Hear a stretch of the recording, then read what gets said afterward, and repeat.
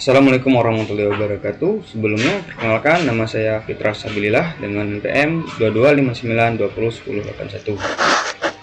Pada kali ini, tugas yang mana sudah diberikan oleh dosen pengampu saya berasal dari kelompok 7 yang sudah dibagi. Di sini ada beberapa tugas yang harus dilakukan, yaitu melakukan sebuah demonstrasi bagaimana pendekatan pada sebuah dataset yang kita pilih dan sudah kita lakukan evaluasi kinerjanya ataupun sudah kita latih modelnya.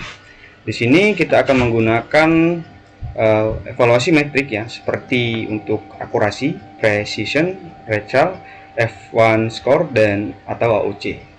Oke, kita langsung menuju ke datasetnya.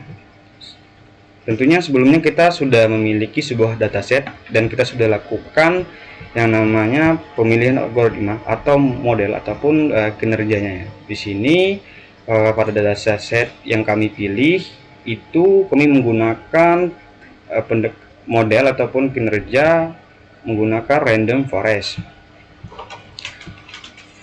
Mungkin itu saja untuk penjelasan dari datasetnya. Kita sudah lakukan pelatihan evaluasi model dan pengujian sederhananya.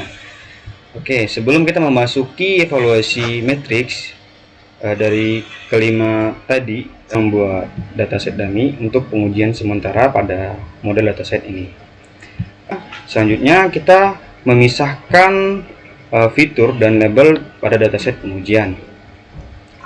Pada codingan pertama ECTEST itu adalah berisi fitur-fitur independen variabel yang akan digunakan oleh model untuk melakukan prediksi pada kolom insiden kategori. Ini akan dihapus dari dataset karena kolom tersebut adalah label atau target yang akan diprediksi. Nah, pada YTEST ini adalah berisi label atau target aktual dependent variable, yaitu kolom insiden kategori. Data ini digunakan untuk membandingkan hasil prediksi model dengan nilai aktual saat evaluasi. Selanjutnya kita akan melakukan encoding kolom kategori. Sesudah kita melakukan codingan itu, kita akan melakukan pengujian evaluasi, yang mana pertama kita akan melakukan pengujian evaluasi matriks. Di sini sudah kita siapkan kodenya dan berhasil, tidak terjadi error dan memiliki hasil 0.67. Untuk penjelasan kode dan hasil, fungsi ini untuk membandingkan nilai YTEST label asli dengan YPRED label prediksi untuk menentukan seberapa banyak prediksi yang benar dilakukan oleh model. Dan hasil 0.67 itu menunjukkan bahwa 67% dari prediksi model cocok dengan label yang benar. Sementara 33% prediksi model salah, misalnya adalah model mungkin salah mengklasifikasikan beberapa kategori. Untuk itu kita akan melakukan evaluasi lebih dalam menggunakan metrik precision. Selanjutnya kita akan menambahkan kategori baru untuk label yang tidak dikenal. Kita akan mengetahui label yang kosong ya, maka kita akan menambahkan kabel yang kosong dengan uncon ataupun dengan kategori 0. Setelah berhasil menambahkan, ini tanda berhasil, kita akan melakukan evaluasi matriks untuk precision. Di sini bisa kita lihat hasil dari evaluasi kali ini itu menunjukkan angka 1,00, yang mana menjelaskan bahwa semua prediksi positif yang dilakukan oleh model adalah benar atau tanpa ada kesalahan. Dengan kata lain, tidak ada prediksi positif yang salah atau false positif. Semua prediksi yang diklasifikasikan sebagai positif, misalnya kejahatan kekerasan atau kejahatan properti, benar-benar termasuk dalam kategori yang tepat. Hal ini menunjukkan bahwa model sangat akurat dalam memprediksi kelas positif. Namun, Precision tinggi ini hanya mencerminkan ketepatan prediksi positif, bukan kualitas keseluruhan model. Baiklah, di sini saya Dea Anugrah dengan NPM 2259201088. Di sini saya akan melanjutkan penjelasan dari kawan saya sebelumnya, yaitu evaluasi metrik rekal. Di sini ada data contoh. Pastikan semua kelas memiliki sampel dan hitung rekal dengan zero division. Di sini hasilnya rekal itu 0,67. Kenapa hasilnya 0,67? Di sini karena ada perbedaan antara Y-test dan Y-pret-nya. Kejahatan kekerasan, kejahatan properti, dan kejahatan kekerasan. Kejahatan kekerasan, kejahatan properti, dan kejahatan properti. Jadi ada bedanya antara Y-test dan Y-pret-nya. Rekal mengukur kemampuan model untuk mendeteksi semua sampel dari kelas tertentu.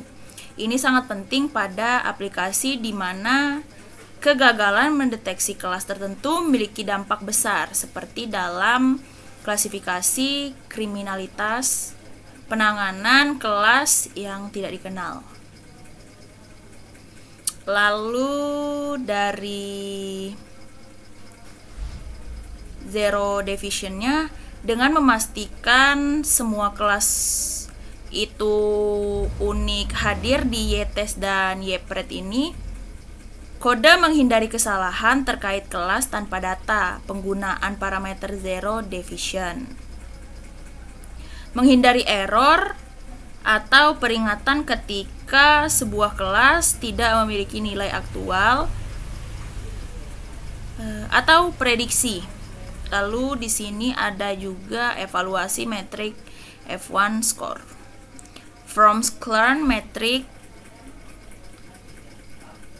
ada juga Y-test Y-pret, average sama dengan weighted. Ini F1 skornya, ini ada hasilnya 0,78. Ini nih model performanya itu baik. Kenapa? Karena nilai 0,78 menunjukkan bahwa model memiliki keseimbangan yang cukup baik antara precision dan rekal. Rekalnya tinggi, precisionnya juga tinggi. Tapi masih ada ruang untuk perbaikan, masih ada. Lalu nilai F1 score kurang dari 1 menunjukkan bahwa ada beberapa kasus yang tidak terdeteksi dengan benar atau false negatif, false positif.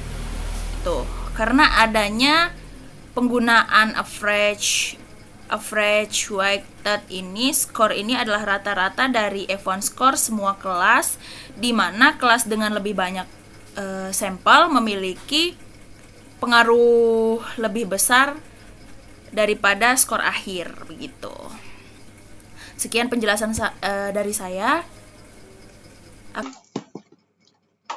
Baik, saya akan melanjutkan penjelasan dari rekan saya sebelumnya, Dea Anugrah.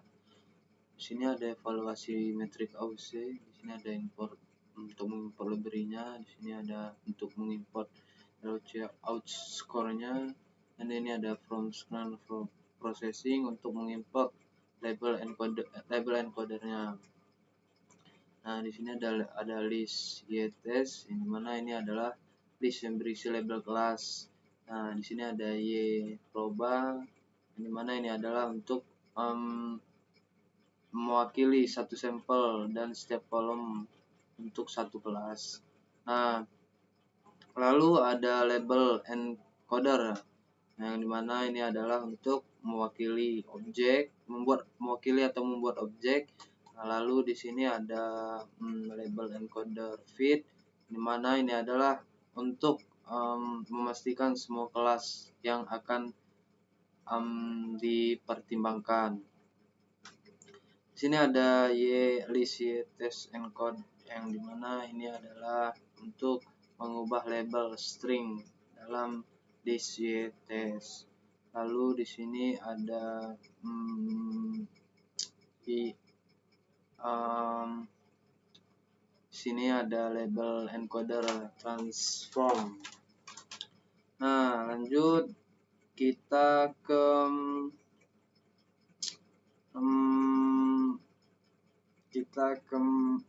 sini. Nah, di sini ada print dimensi ytest encode, yang dimana ini sendiri untuk dimensi array-nya. Lalu ada print dimensi yproba, yang dimana ini sendiri untuk mencetak dimensi array, berguna untuk memeriksa sebelum menghitung AUC-nya. Lalu di sini ada list, yang dimana ini adalah bloknya untuk menangani potensi error selama perhitungan AUC-nya. Mungkin itu saja yang bisa saya jelaskan, lebih kurangnya saya mohon maaf. Kami akhiri. Assalamualaikum warahmatullahi wabarakatuh.